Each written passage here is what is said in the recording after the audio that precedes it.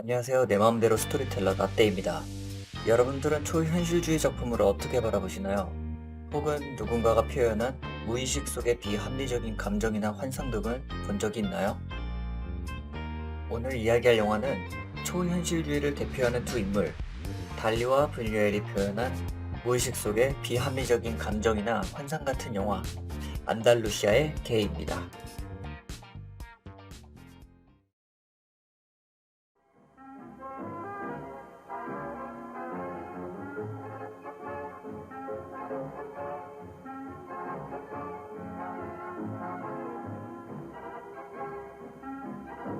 영화의 시작은 담배를 피는 한 남성이 면도칼을 갈면서 시작합니다.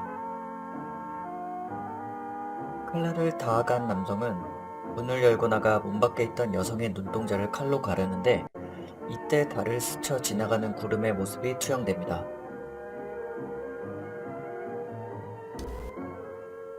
6년이란 시간이 흐르고 거리에 자전거를 타고 가는 하녀의 모습이 보입니다. 하지만 하녀의 모습은 예상과는 달리 남자의 모습을 하고 있네요. 그는 눈에 띄는 사선의 가방을 메고 있는데요. 그의 등을 클로즈업한 뒤 그가 메고 있는 사선의 가방을 정면에서 다시 한번 클로즈업해서 보여주네요. 후반부에 나왔던 여자 주인공입니다. 책을 보고 있던 여자는 자전거가 오는 소리에 책을 던지며 일어서는데 베르메르의 레이스를 짜는 소녀를 보고 있었네요. 성급히 일어선 그녀는 서둘러 창밖을 보는데 다가오는 하녀를 보고는 왜인지 안절부절합니다. 집 앞에 다다른 하녀는 갑자기 쓰러지고 그 소리에 놀란 그녀는 그 모습을 보고 차분히 밖으로 나섭니다. 밖으로 나와보니 하녀는 의식이 없는 채로 누워있고 그런 모습을 본 그녀는 아까의 안절부절하고 차분한 모습과는 달리 격한 애정 공세를 합니다.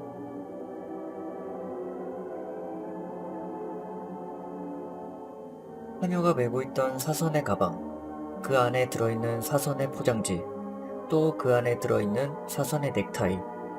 그녀는 조심스럽게 자신의 침대 위에 그 물건들을 올려놓습니다. 그냥 놓여있던 넥타이가 갑자기 메어지면서 뒤에 이상한 자세로 서 있는 한 남자가 나타나는데요. 자세히 살펴보니 그의 구멍난 손바닥에서 개미떼가 나오고 있네요.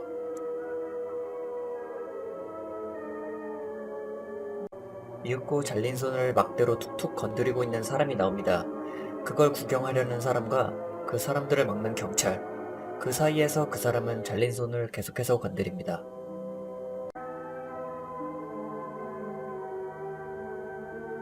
시간이 조금 지나자 한 경찰이 다가와 잘린 손을 아까 하녀가 메고 있던 사선의 가방과 똑같이 생긴 가방에 넣어 그 사람에게 줍니다. 가방을 받은 그 사람은 슬퍼하고 그걸 지켜보는 개미남이 있습니다. 도로 위에 혼자 슬픔에 잠겨있는 그녀. 그런 그녀를 보며 흥분한 개미남. 교통법규를 무시하던 그녀는 달려오는 차량에 치여 사망하고 맙니다. 그녀가 죽는 모습에 개미남은 더욱더 흥분을 합니다. 흥분을 주체하지 못하는 개미남. 그는 자신의 옆에 있는 여자 주인공에게 추파를 던지더니 갑자기 그녀를 겁탈하려 합니다. 그녀의 가슴을 만지며 쾌락에 빠진 그는 이상한 화액을 흘리며 마치 죽은 시체 같은 표정을 짓습니다. 그런 그를 뿌리치고 도망가는 그녀. 벽에 걸린 테니스 라켓을 무기 삼아 그를 막습니다. 그 용맹한 모습에 겁을 먹은 개미남은 갑자기 바닥에 놓인 줄을 마치 종이 인형처럼 열심히 끌어당깁니다.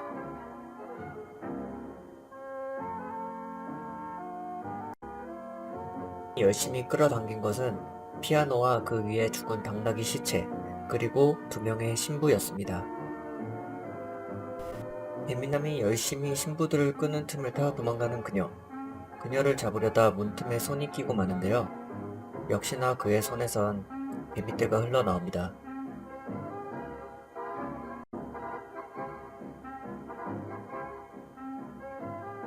이런 혼란스러운 와중에 하녀가 깨어납니다. 깨어나자마자 미소 짓는 하녀. 기분 좋은 꿈을 꾸었나 봅니다. 마치 그가 깨어나는 걸 알았다는 듯이 곧바로 누군가 찾아오고 하녀는 불안에 떱니다. 여자 주인공이 그를 맞아주고 그는 집에 들어오자마자 그에게 화를 냅니다.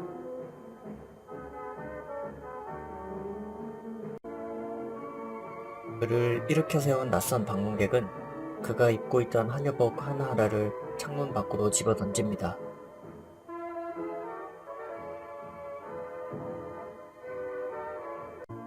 마지막 하나 남은 부분을 허겁지겁 숨겨보지만 그것마저 처참히 버려집니다.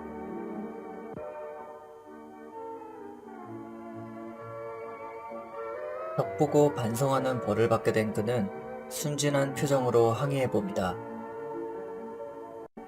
17년 전, 자신을 혼내던 낯선 사람이 바로 자신이었네요. 행동하는 게 뭔가 느리고 부자연스럽습니다.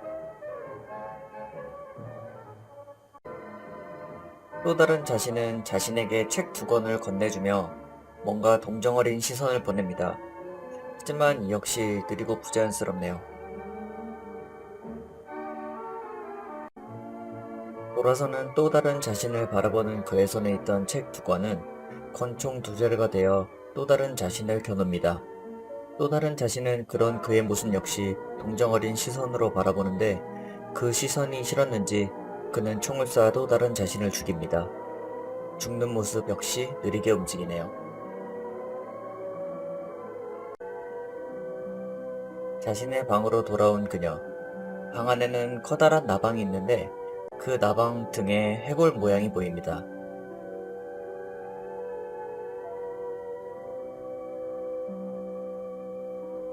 방 안에 나타난 개미남.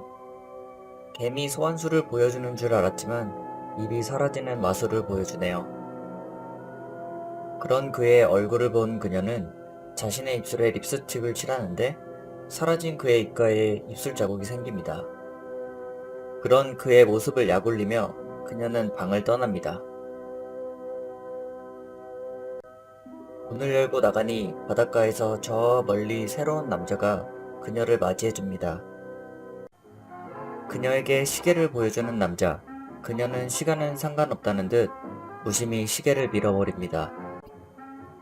사랑을 속삭이는 그들은 행복한 모습으로 바다를 거닙니다.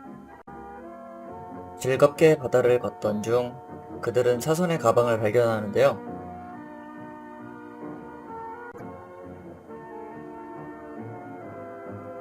가방의 내용물을 보아하니 버려졌던 하녀의 옷이었네요. 그들은 그것들을 무시하고 다시 해변을 걷습니다.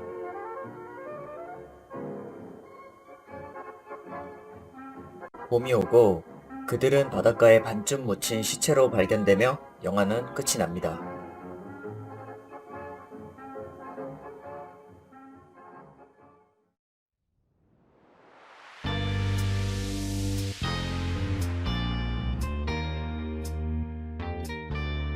이 영화를 보고 어떤 생각과 감정이 들었나요?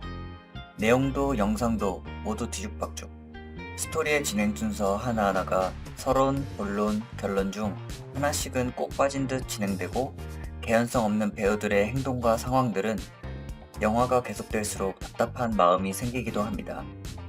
하지만 이 영화의 스토리와 개연성을 이해하려는 노력을 무의미하게 만드는 것이 이 영화의 중요한 점인데요.